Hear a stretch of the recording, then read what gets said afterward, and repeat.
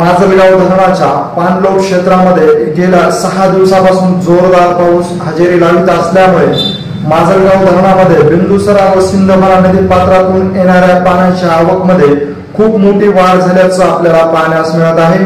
काल रात्री माजलगाव धरण क्षेत्रामध्ये मुसळधार स्वरूपाचा पाऊस झाल्याने माजलगाव धरण हे 98.22% इतकं भरलं असल्याची अधिकृत आकडेवारी समोर आल्याचं पाहण्यास मिळालेलं आहे।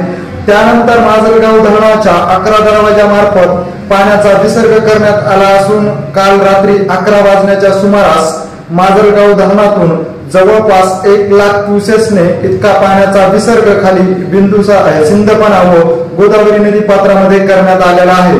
त्यामुळे माजलगाव धरणालगत असलेला पूल देखील हा पाण्याखाली गेल्याचं आपल्याला पाहण्यास मिळत आहे। त्याचबरोबर या धरणालगत असलेल्या गावातील नागरिकांना सतर्क राहण्याचा इशारा देखील प्रशासनाकडून वेळोवेळी दिला जात आहे। त्याचबरोबर माजलगाव धरण क्षेत्रामध्ये आज देखील जोरदार पाऊस पडण्याची शक्यता असल्याचं हवामान अंदाजाकडून वर्तवण्यात आलं असल्यामुळे माजलगाव धरणातून खूप मोठ्या प्रमाणावर पाण्याचा विसर्ग सुरू असल्याचं आपल्याला पाहण्यास मिळत आहे। सध्या माजलगाव धरणाच्या 11 दरवाजामार्फत अशा पद्धतीने पाण्याचा विसर्ग सुरू असल्याचं पाहण्यास मिळत आहे।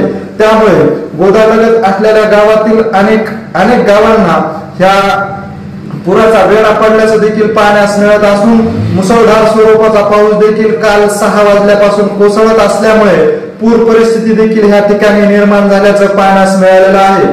माजलगाव धरणालगत असलेल्या सांसद चिंचोली ह्या गावाला पूर्णपणे पाण्याने वेढा घातला असल्याचं देखील पाहण्यास मिळत असून ह्या ठिकाणच्या नागरिकांना सुरक्षित स्थळी हलवण्याचं काम देखील प्रशासनाच्या अधिकाऱ्यांकडून केलं जात असल्याचं देखील सांगितलं जात आहे। सध्या माजलगाव धरणाच्या 11 दरवाजामार्फत 1 लाख क्युसेक्स इतक्या वेगाने पाण्याचा विसर्ग सुरू असल्याचं सांगितलं जात असून माजलगावच्या पाणलोट क्षेत्रामध्ये जर पुन्हा एकदा जोरदार पावसाने हजेरी लावली तर या विसर्गामध्ये वाढ केली जाईल असं देखील सांगितलं जात आहे।